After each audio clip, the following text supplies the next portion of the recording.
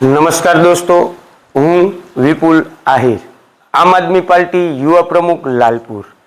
દોસ્તો, આજે નવું વર્ષ, નવા વર્ષના આપ સર્વ મિત્રોને રામ રામ અને જય શ્રી કૃષ્ણ। દોસ્તો, આવનારું જે નવું વર્ષ છે આપ સર્વ માટે, ખેડૂતો માટે મંગલમય રહે, લાભદાયક રહે, આરોગ્યમય રહે એવી ભગવાન દ્વારકાધીશ પાસે આપ સર્વ વતી પ્રાર્થના।